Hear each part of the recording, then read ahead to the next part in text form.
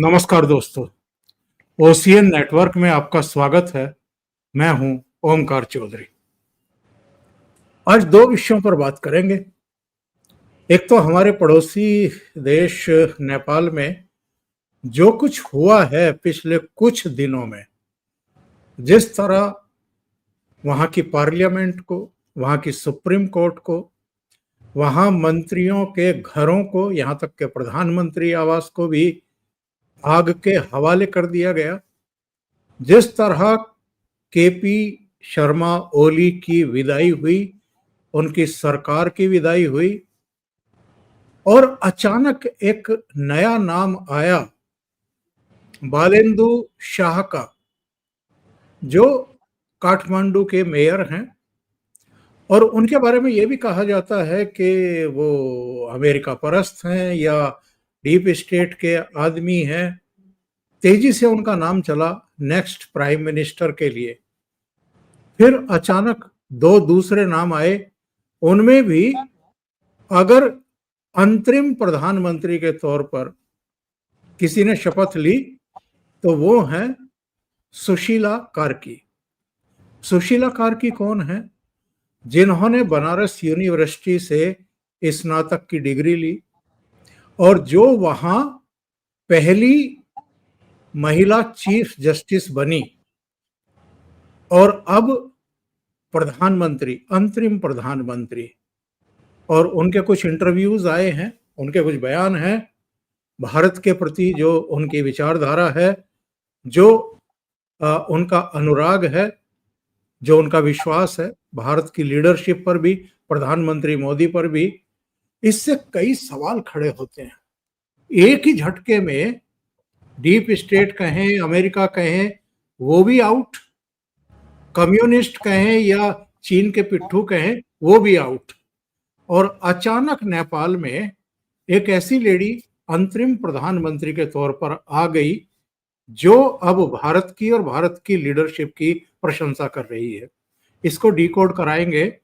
और दूसरी बात ये कि एक नया संदेश ट्रुथ सोशल मीडिया पर डोनाल्ड ट्रंप साहब का आया है। वो क्या है अभी नहीं बताऊंगा, जब इस पर चर्चा करेंगे तभी बताऊंगा। और उससे भी समझने की कोशिश करेंगे कि अचानक इतना बड़ा यू टर्न डोनाल्ड ट्रंप और उनके प्रशासन में कैसे देखने को मिल रहा है भारत को लेकर के। तो मेरे साथ जुड़ रहे हैं आपके सुपरिचित जियोपॉलिटिकल मामलों के भी, रक्षा सुरक्षा मामलों के भी विशेषज्ञ कर्नल अजय रैना साहब। तो उनको जोड़ लेते हैं और जरा नेपाल पर भी और ट्रंप साहब पर भी चर्चा करते हैं। अजय जी, बहुत स्वागत। नमस्कार। नमस्कार ओमकार जी। अजय जी जी, बहुत धन्यवाद, बहुत अभिनंदन आपका। सबसे पहले नेपाल पर चर्चा करें। नेपाल में जो कुछ हुआ है और जिस तरीके से घटा है, और मुझे लग रहा था कि भारत विरोधी केपी शर्मा ओली की तो विदाई हो रही है, ये तो सुनिश्चित हो गया, कहीं दूसरी दुर्घटना ना हो जाए, कोई अमेरिका का या डीप स्टेट का आदमी ना आकर के बैठ जाए। लेकिन अंत भला सो सब भला। क्या इसी रूप में आप भी देख रहे हैं? कैसे इस पूरे प्रकरण को आप देख रहे हैं? ओमकार जी, मैं अभी थोड़ा वेट करूंगा मैं थोड़ा वेट करूंगा। Eight the face of it जो आप कह रहे हैं बिल्कुल सही लग रहा है और उसका रीज़न भी लगता है।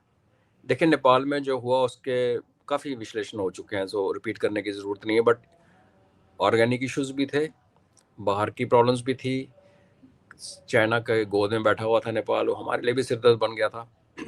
ओली साहब के कई कारनामे तो हैं, बाकी करप्शन वगैरह, मिसमैनेजमेंट, तो वो ऑर्गेनिक उनको प्रॉब्लम थी।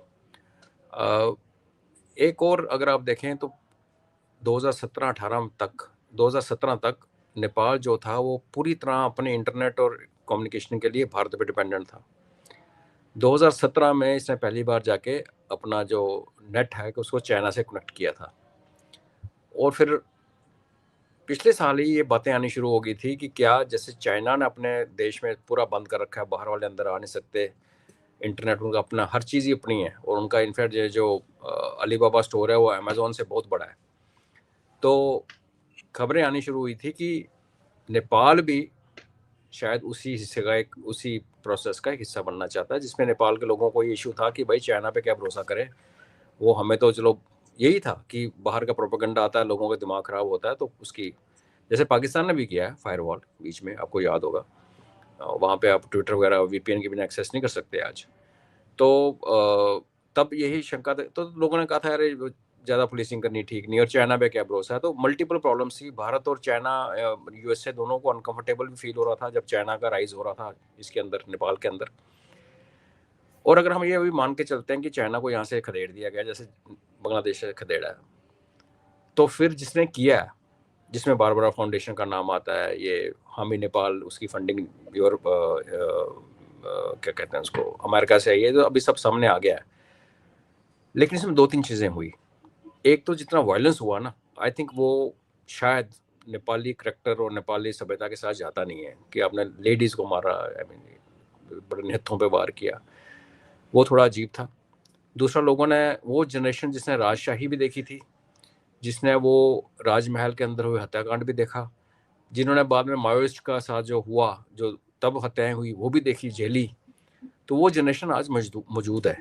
और हमारे कश्मीर कितना नहीं है कि जहाँ कश्मीर में वो बच्चे आज अपनी हिस्ट्री को इसलिए भूल गए कि उनके पेरेंट्स बता ही नहीं सकते कि यार मैं था, मैंने पड़ोसी घर में पत्थर मारे थे, उनकी बेटी को उठाया था, कैसे बताएगा बाप।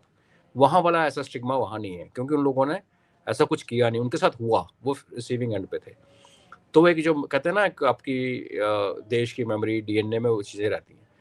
और तीसरा फैक्टर ये है कि लैंड लॉक्ड है नेपाल, लैंड लॉक्ड है, तो यूएसए जितना भी चाहे, अगर हम ये पूरा का पूरा मान लें कि यूएसए ने तख्ता पलट किया है सपोज, तो हमें ये भी नहीं भूलना चाहिए कि कुछ हमारा भी इंटरेस्ट था कि राजशाही वापस आए, और राजशाही एक डेमोक्रेटिक राजशाही वापस आए, जिसमें जो राजा है वो एक, जैसे महारानी है, या अभी आजकल चार्ली, किंग चार्ली, चार्ल्स बना हुआ है जो अपना इंग्लैंड का, कि एक आप सेरेमोनियल हेड बन जाते हो और देश में डेमोक्रेसी चलती है उस राज्य के नाम पे।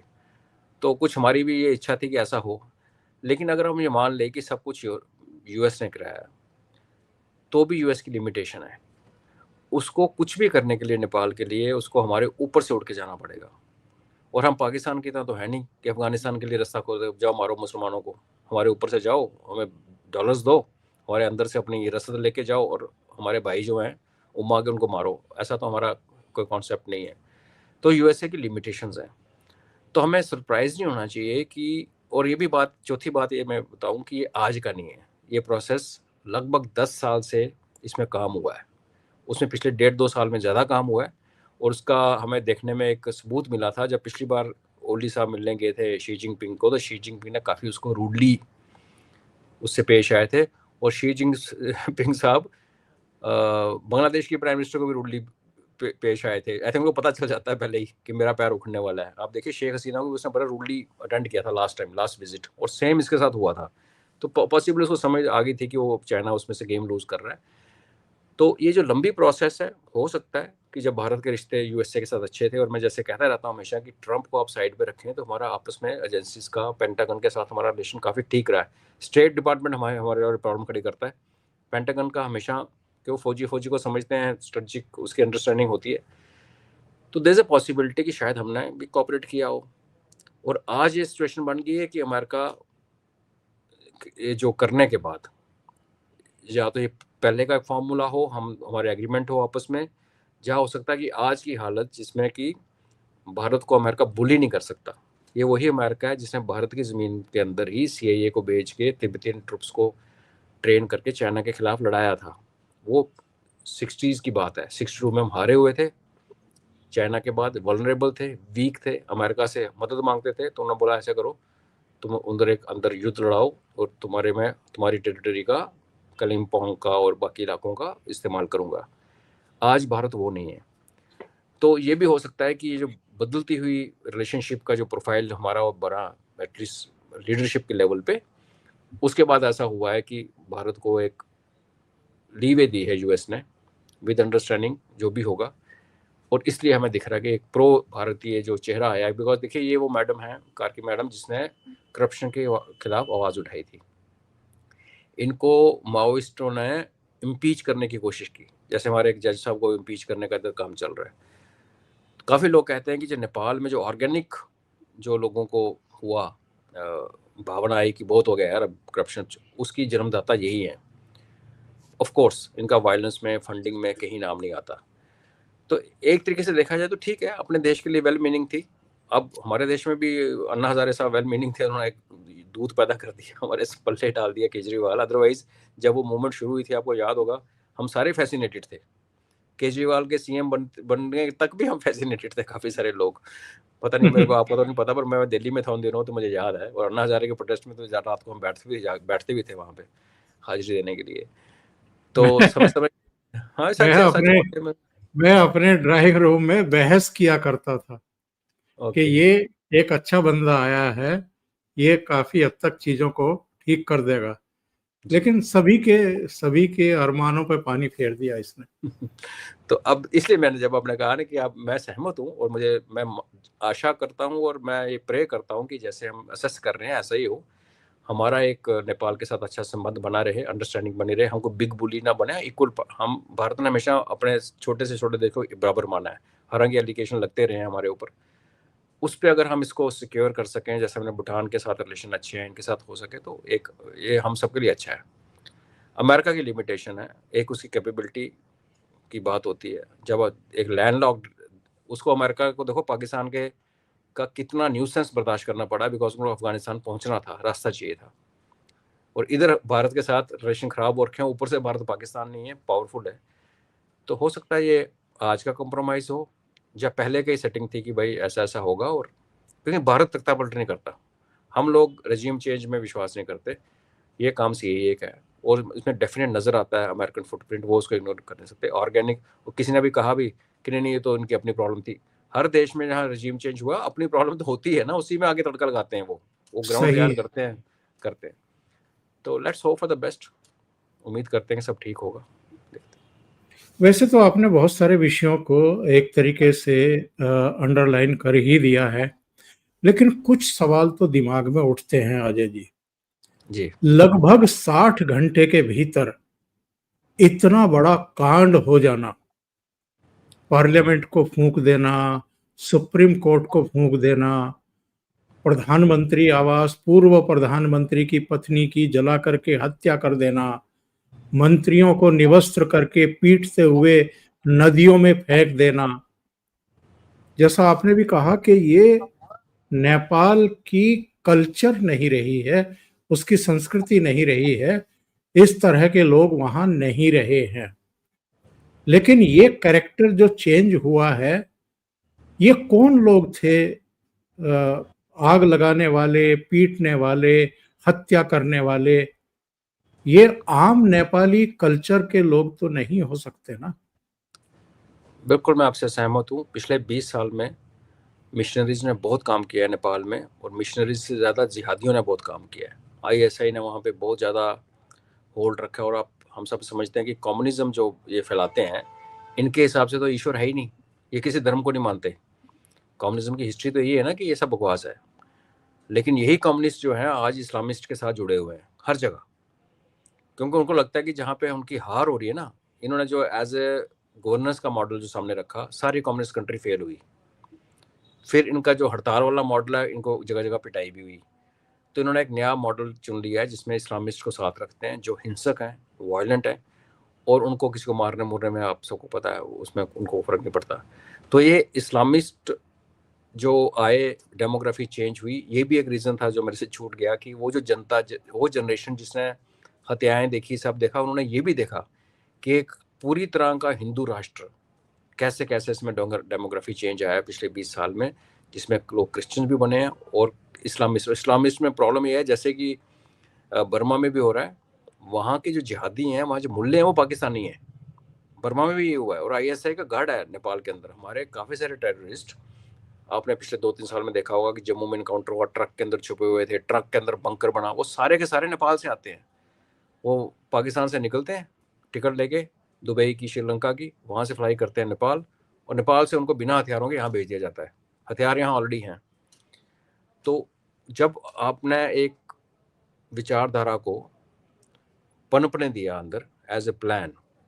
और ये प्लान जो था, ये इसमें कम्युनिस्ट जो एंटी पार्टी की बात कर रहा हूँ, अमेरिका का जो प्लान था वो तो इनको उनसे दूर करना था।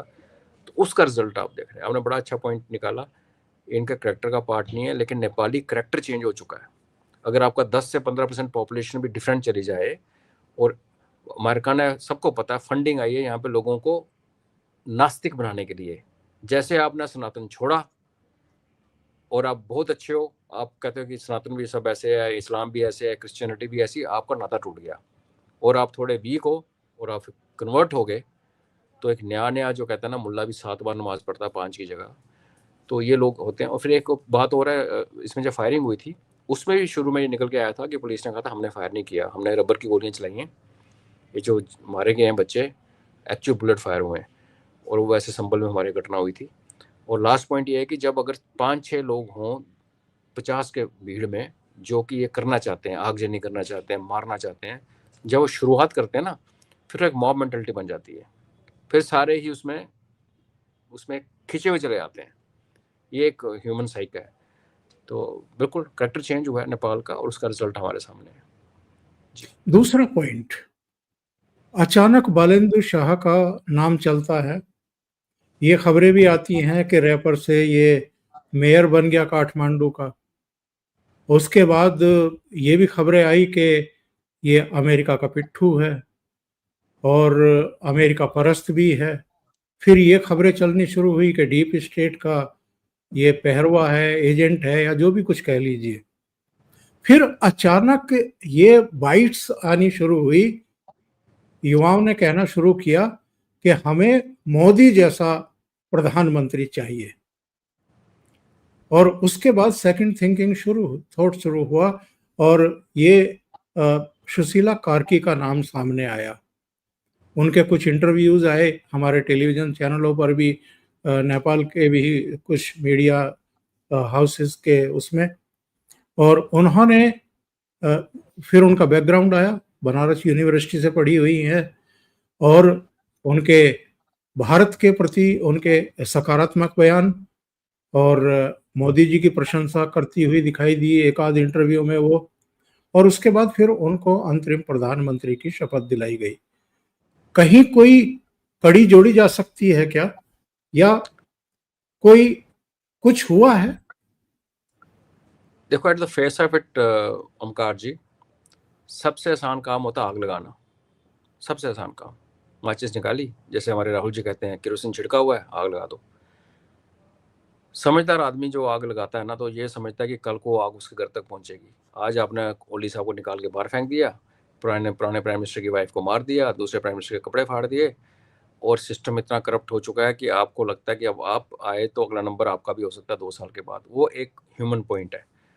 वायलेंस जितना हुआ, आई थिंक किसी ने एक्सपेक्ट नहीं किया था, इंक्लूडिंग वो लोग जिन्होंने प्लान किया। जैसे आप बात कर रहे हैं इसका बेलन का, जब आप सूदन की बात कर रहे हैं, जो अमेरिका के पिट्ठू हैं, जो सामने निकले, उसमें फंडिंग भी उनकी क्लियर हो गई है, हालांकि वो कहते हैं। तो उसमें होता क्या है कि आपने, कहते हैं ना, जब तक घर में सियाने बड़े हैं ना, तो आप उनके खिलाफ भी क्या हमारे पर रिस्ट्रिक्शन लगा रखी है, क्या आप पैसे नहीं देते फादर साहब। जब चले जाते हैं तो फिर पता चलता कि वो समझ आती है। वो एक ह्यूमन एंगल है। एक नाम और आया था, और वो सज्जन वो हैं जिन्होंने नेपाल की बिजलीकरण को ठीक किया। नेपाल में 8-8, 9-9 घंटे बिजली नहीं आती थी। तो भारत ने जब सहयोग करना शुरू किया 2016 में, तो हमने जब उनको डैम बना के अपने अपने ग्रिड के साथ जोड़ा, तो उसके बाद उनकी नेपाल के अंदर की जो नेटवर्किंग थी उन्होंने किया था। मैं उसका नाम भूल रहा हूँ, उनका नाम भी जी आया जी, था। नाम आया था जी। हाँ, और वो भी, उन्होंने भी मोदी साहब की प्रशंसा की, बिकॉज उन्होंने कहा मैंने खुद देखा है नेपाल को पूरा ट्रांजिट करते हुए, एक अंधेरे में रहने वाले देश से एक जगमगाता देश। तो आई थिंक कहीं पे एक तो भावनाओं की बात करें, जब लोगों ने, जैसे आपने कहा कि हमें मोदी जैसा चाहिए, जब आवाज़ें आने लगी, तो बड़ी क्लियर सा सिग्नल था कि लोगों का ना, वो जब जनरेशन वो है ना ओमकार जी, उसको उसको अगर नेपाल के साथ अच्छा होता है, तो उसका सारा श्रेय उन माँ बाप को आता है जो जिन्होंने वो टाइम देखा है, और जिन्होंने ये वाला चेंज भी देखा है और उन चेंज को नकारा है। आपने वीडियो देखा होगा, एक लड़के की माँ के डंडे के साथ उसको पिटाई करी, जुलूस में था, और उसके ऊपर काफ़ी अच्छा हुआ कि ये सारी माएँ ऐसी हों। तो हमारे जनरल पांडे साहब ने बड़ा अच्छा कहा कि आप आर्मी और पुलिस को मत भेजो, प्रोटेस्ट में माओं को भेजा करो कि अपने अपने बच्चों को पकड़ के ले आओ बार सही। बार। तो ये बहुत बिल्कुल। बड़ा इन्फ्लुएंस होता है। और चौथा जो पॉइंट है वो जो जिसका इशारा जो आप कर रहे हैं, और हो भी सकता है कि शायद किसी लेवल पे इनको पीछे खींचा गया है, क्योंकि हमने कहीं आंखें दिखाई हैं कि भारत ने शायद बोला हो कि ठीक, इनफ इज़ इनफ, ये हमारा बैकयार्ड है, ये हमारा इनके साथ रोटी बेटी का संबंध है, और आप एक हद के आगे नहीं जा सकते कि आप यहाँ एक और पपेट यूनस की तरह बिठा दो और कल को हमारे खिलाफ शुरू हो जाए। तो ये सारी पॉसिबिलिटीज़ हैं। आज बैठ के हम स्पेकुलेट ही कर सकते हैं, एनालाइज करके सोच सकते हैं कि रीज़न हो सकता है। भाई रीज़न एक्चुअल क्या है, सबका कॉम्बिनेशन है, कौन सी रीज़न ज़्यादा भारी है वो तो अभी समय बताएगा, पर कुछ तो हुआ है। ये जो ट्रांजिशन हुई है एकदम से नए लोगों का नाम आना और उसको एक्सेप्ट कर लेना, जैसे कार्के जी का नाम आया, दंगे ख़त्म हो गए, आर्मी चीफ ने अपना रोल प्ले किया, और आर्मी चीफ के रोल प्ले करते टाइम पहले उनके महाराज की फ़ोटो साथ में थी। तो आई थिंक सिग्नलिंग ठीक हुई है, सिग्नलिंग ठीक हुई है, और हमारी प्रेजेंस वहाँ पे है, ISA की है जो है, हमारी पॉजिटिव है, कंस्ट्रक्टिव है। हम उस देश को नुकसान नहीं करना चाहते। तो कई लोग समझते हैं, बंगालियों की तरह, बांग्लादेशियों की तरह पागल नहीं है जी। दो चीजें और हैं।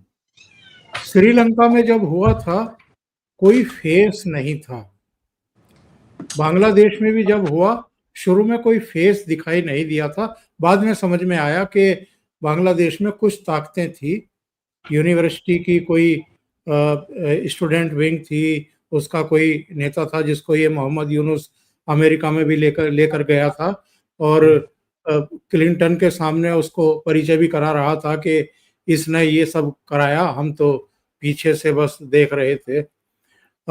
नेपाल में भी कोई चेहरा सामने नहीं आया।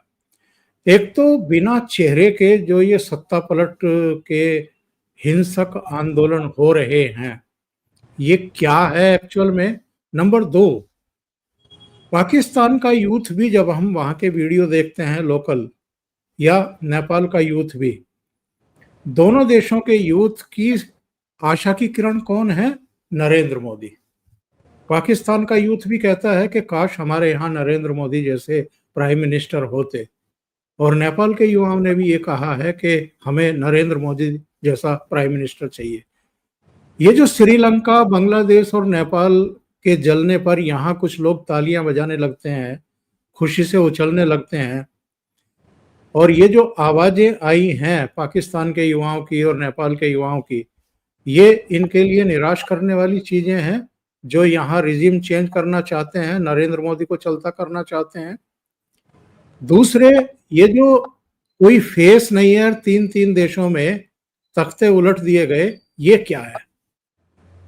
नहीं, फेस तो देखो, अभी यहाँ पे जैसे नेपाल में हुआ, जैसे आपने बांग्लादेश के स्टूडेंट का नाम बताया, यहाँ भी जो ऑर्गेनाइजेशन हमी नेपाल जो काम कर रही थी, उसके अगर इंस्टाग्राम पेज पे देखें तो उसने उनका जो सूदन जो अमेरिकन पिट्ठू है, उसने तो पूरा कैलेंडर लगा रखा था कि कैसे करना है, कैसे प्रोटेस्ट करना है, किताबें लेके आओ, ये होगा, स्टूडेंट की वर्दी पहन के आओ, तो पूरा डिज़ाइन कोई कर रहा था। अभी क्या है कि हम उसको नहीं देख पाए, ये हम कह सकते हैं। आई थिंक नेपालियों को पूछेंगे तो नेपालियों को पता होगा, हम नहीं देख पाए बिकॉज हमारे अपने और मसले हैं, और प्लस नेपाल जनरली जो चाइना और हमारे स्विंग करता रहता है बीच में, जो कभी उनके राग गाता है तो वो ठीक है।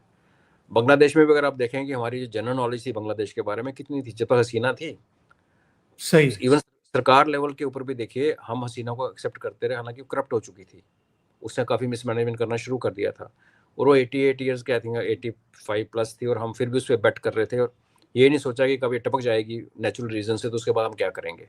थोड़ी हमारी भी दूरदर्शिता की कमी रह गई, और एज पब्लिक प्रॉब्लम हमें होता है, लेकिन लोकल सर्कल्स में अगर इंसान का शक्ल सामने नहीं होगी तो किसी NGO की शक्ल होगी, जो कि नेपाल में निकल के सामने आई हैं। और वो जो वहाँ का बेलन है, उसका तो रैपर जो है उसका, उसने तो पहले भी काफ़ी चलाया था अभियान। तो मैं यही कह रहा हूँ कि नेपाल में ऑर्गेनिक इश्यूज भी काफ़ी ज़्यादा थे, और छोटी कंट्री में क्या होता है कि छोटी कंट्री होने के कारण आपकी जो आपस में कनेक्टिविटी, जो मॉब, जैसे हमारे यहाँ क्या है, हमारा सबसे बड़ी चीज़ क्या बचाती है, जो आप कह रहे हैं कि जिनके सपने टूट गए रजीम चेंज करने वाले, पंजाब में उठ के कोई खालिस्तान मांगता है तो हरियाणा वाला दर्द भाग यहाँ से, है ना। और हर सूबे का, हर प्रांत का एक अपना एक कल्चर है, और वो किसी गलत इशू के ऊपर दूसरे के साथ नहीं चलता, हाँ, अगर देश के ऊपर आपदा आएगी, कोई अटैक होता, लड़ाई होती है, सारे के सारे हम खड़े हो जाते हैं।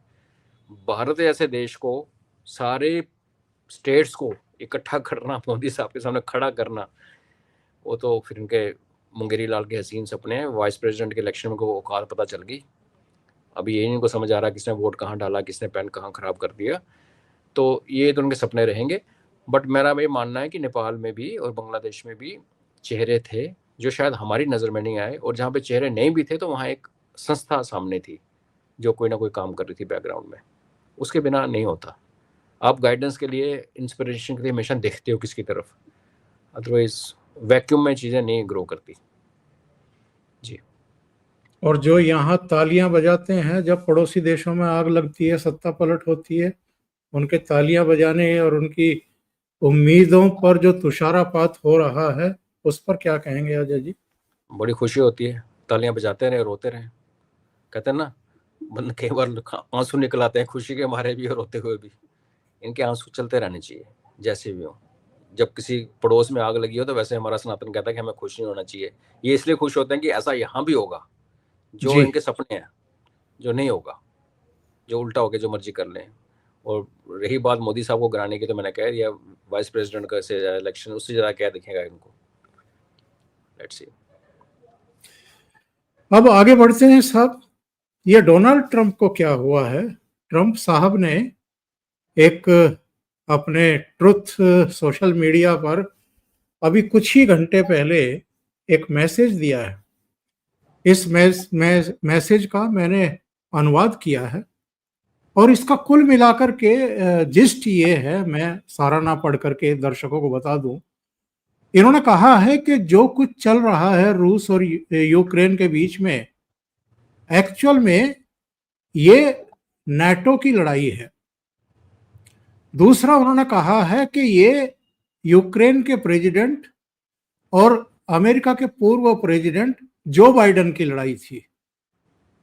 मैं तो लोगों, और ज्यादा लोग ना मरे, और ज्यादा सैनिक ना मरे, बस इसके लिए प्रयास कर रहा हूं।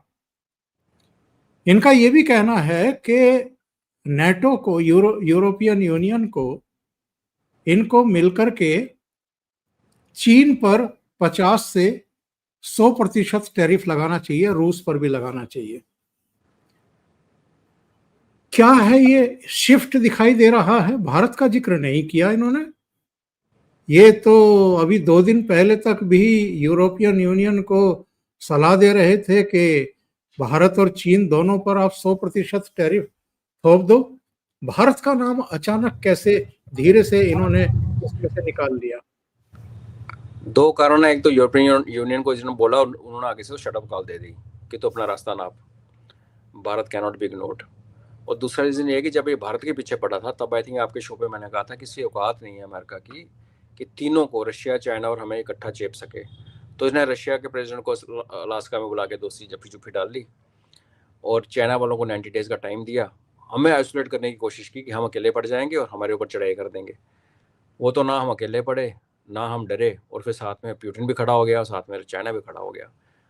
तो हमारे यहाँ फेल हो गया। और फिर यूरोपियन यूनियन को प्रेशर डाला, उन्होंने मना कर दिया। तो ऊपर से, जैसे हम सब जानते हैं कि हमारे ऊपर टैरिफ बढ़ा के उसका जो अंदर हाल हो रहा है, जो उसके सपने थे कि मैं इतने बिलियन डॉलर कमाऊंगा। एक बार आपकी शो पे मैंने आपको बताया भी था कि जहाँ पे 4 ट्रिलियन इनका इनकम टैक्स होता है, इसने कहा था मैं इतने टैरिफ बढ़ाऊंगा कि इनकम टैक्स की ज़रूरत ही नहीं पड़ेगी। इनकम टैक्स तो 1 बिलियन नहीं हुआ, तो आप कहाँ चल पड़े आप 4 ट्रिलियन को ऑफसेट करने के लिए, 4000 बिलियन। तो वो स्कीम भी फेल होगी। तो अब इसने क्या किया, भारत को साइड पे किया, अभी नेक्स्ट पे आ गया, चाइना के ऊपर लग गया। तो ये एक एक करके टैकल करने की कोशिश कर रहा है, टैकल कोई हो नहीं रहा। इसकी बदकिस्मती ये है कि इस टाइम पे आया है जब बाइडन ने भी कुछ हद तक इसे ही कहता कि बाइडन ने इसको एक लड़ाई प्लेट में डाल के पकड़ाई कि तू संभाल। जेलेंस्की को उन्होंने पूरा किया। 300 बिलियन डॉलर अमेरिका ने बिना कुछ लिए यूक्रेन में खर्चे हैं। यूरोपियन यूनियन ने तो पैसे दिए, हथियार दिए और पैसे लिए, इन्होंने पैसे भी नहीं दिए। तो इसको मार तो पड़ी है। 37 ट्रिलियन डॉलर का आपके पास, और इस कितने महीने बचे हैं, दिसंबर से पहले ना 9 ट्रिलियन डॉलर तो उसका इंटरेस्ट पे करना है। और ये थोड़ी है कि किसी को अपने एम्प्लॉयज़ को देना है, उसमें इन्वेस्टर पूरी दुनिया के इन्वेस्टर हैं, आपने बॉन्ड यील्ड सब पे करनी है, क्या करोगे? तो प्रेशर में है, अंडर प्रेशर है। और तीसरा एंगल इसका देखने का ये है कि इसने पहले जो इसने ट्रेंड किया था, जब हमारे पीछे पड़ा था, हाथ धो के पीछे पड़ गया था। कि माई वे और हाईवे, बीच में कोई रास्ता ही नहीं। बिल्कुल। अभी ये अपने आप को स्केप रूट दे रहा है, भागने का रास्ता। इन्हें नेटो को बोला, इस ट्वीट ने जैसा आपने ट्रांसलेट किया था बिल्कुल सही, कि नेटो की जो पार्टिसिपेशन है वो 100% नहीं है। अगर आप लगाओगे टैक्स तो मैं भी लगाऊंगा। उसको पता है नेटो और यूरोपियन यूनियन नहीं अफोर्ड कर सकती ना भारत पे टैक्स लगाने की, ना रशिया की तेल नहीं खरीदने की, और ना चाइना पे। चाइना ने पूरे यूरोप का मैन्युफैक्चरिंग अपने हाथ में ले रखा है। इटली के अंदर एक भी फैक्ट्री नहीं है जहाँ पे चाइनीज कंट्रोल नहीं है। तो आपको क्या लगता है कि वो देश जो है वो ट्रंप के कहने पे चाइना पे 100% टैरिफ लगाएंगे? वो लगाएंगे नहीं, और ये भी नहीं लगाएगा। इसने जोड़ दिया ना कि नेटो लगाएगा तो मैं लगाऊंगा। तो बेसिकली कहने का मतलब ये है कि मैं बोलता रहूंगा, तुम मत लगाना, तुम नहीं लगाओगे तो मैं भी लगाऊंगा। इसने अपने समझदार हो गया है कि भारत के साथ इसने बिल्कुल सरेआम ही मुंह उठा के आ गया था, थप्पड़ पड़ा जोर का। अभी अपने लिए एक रास्ता, भागने का रास्ता ढूंढ रहा है। कहने का मतलब ये ओमकार जी, जब आपकी इकोनॉमी टूटने लगे ना, आप जितने मर्जी सुपर पावर हो, और इकोनॉमी टूटे चलो वो भी बर्दाश्त होती है। जब आपकी इकोनॉमी टूट रही है और बाकी आपके सामने एक नया पावर सेंटर खड़ा हो रहा है, और आपने इतनी बेवकूफ़ियाँ कर दी कि उन सबको जोड़ दिया हो आपस में, तो फिर आप ये कुछ करोगे, कभी कुछ बोलोगे, कभी कुछ बोलोगे, अभी कुछ बोलोगे। आप कह रहे हो रशिया पे और चाइना पे लगाओ। अगर आप सुपर पावर हो और आप दुनिया में कंट्रोल करना चाहते हो और लड़ाइयाँ रुकवाना चाहते हो, तो आप यूरोप को क्यों नहीं कहते कि तुमने लड़ाई नहीं बंद की तो मैं तुम पे 100% टैक्स लगाऊंगा? उनको क्यों नहीं बोलता? लड़ाई क्या एक बंदा लड़ रहा है? देखो, लड़ाई कोई भी तो दो पहलू, दो लोग होते हैं ना, पक्ष, तभी तो लड़ाई होती है। आप एक के पीछे पड़ गए। तो बेसिकली आपका नेटो जो करे सब ठीक है, आप गोरे लोग जो करो सब ठीक है, आपको जो आंखें से दिखाए वो गलत है, तो उसके लिए आप ड्यूटी लगाओ।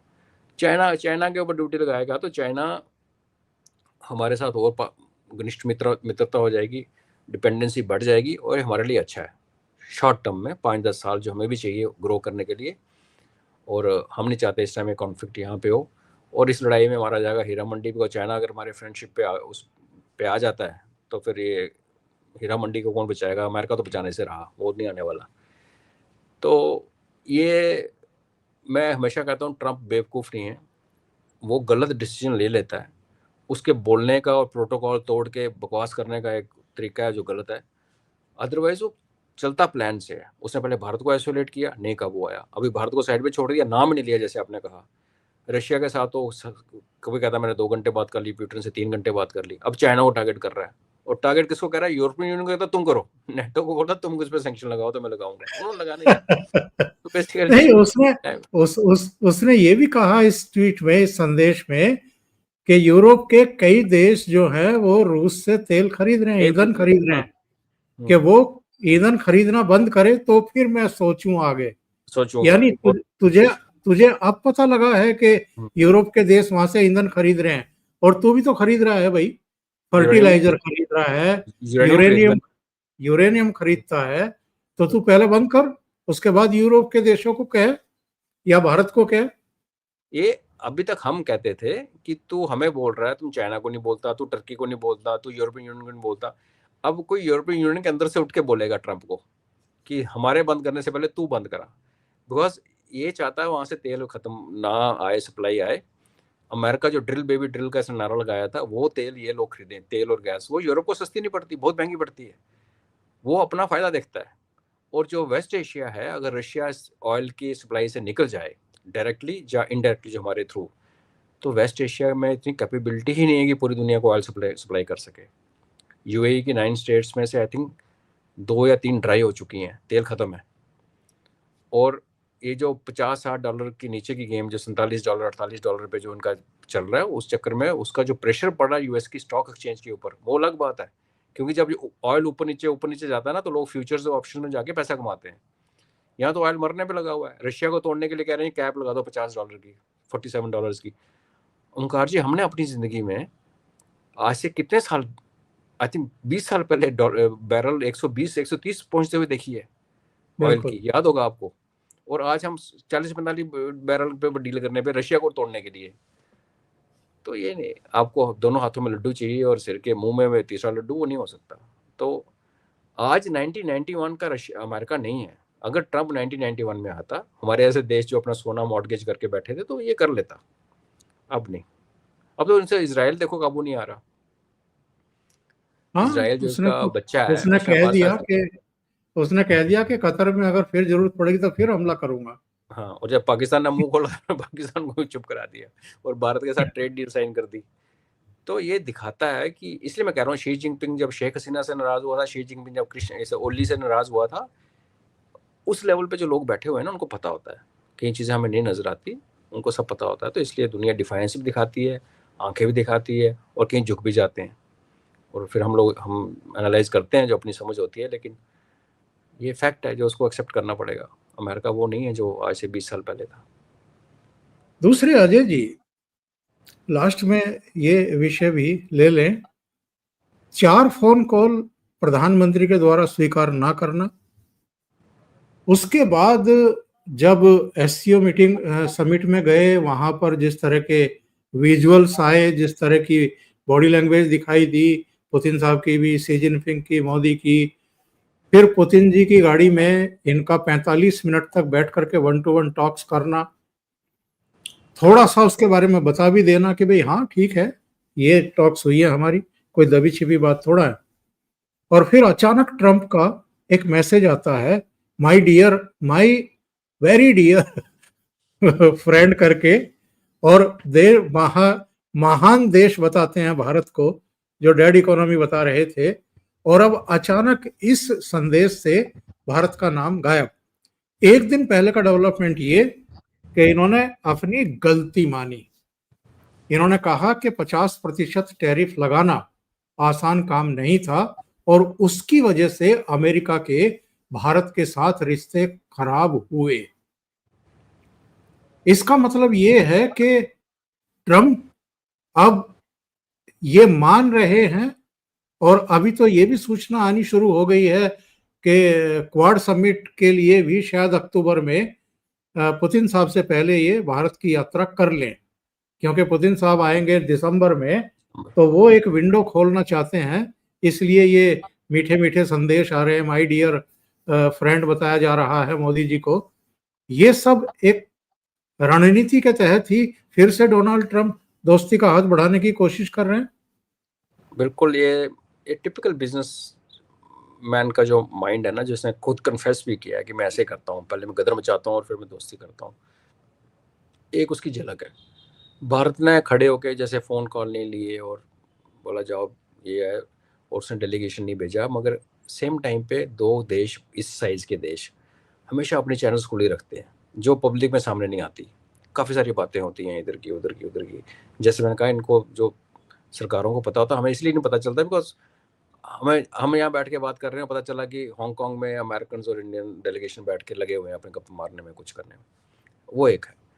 दूसरा, शायद आप ही के एक शो में मैंने जिक्र किया था कि जिस देश ने 4 प्रेसिडेंट मारे और 5वें को जख्मी किया हुआ ना, तो उसका जो भी प्रेसिडेंट आता है उसके दिमाग पे एक सेफ्टी का इशू रहता है कि मेरे साथ ना कुछ हो जाए।